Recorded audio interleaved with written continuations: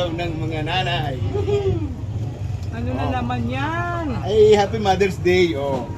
Ito ay green na grapes. Green na grapes bagang. Oo, grapes yan. Ano gan lalaking Ubas grapes? yan. Ha?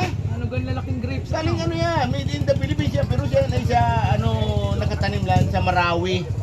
Yung sa pinaggirahan, yan ang ano, yung mga basiyo, yung pala ang tumubo. Ito naman yung bouquet ay, oh. Wow, ito, Healthy yan, masarap. yan ang masarap. Dagdagan mo. Oo. Ibig sabihin, Salad. pag Father's Day naman, ay ang iregalo mo pala ay pamitpit. Ay, syempre. Ay, pambihira kayo. Yun talaga. Yung ano. Oh, ito mo, baka maano yan, ano yan. Ito yung ano, hindi ito seedless. Useless.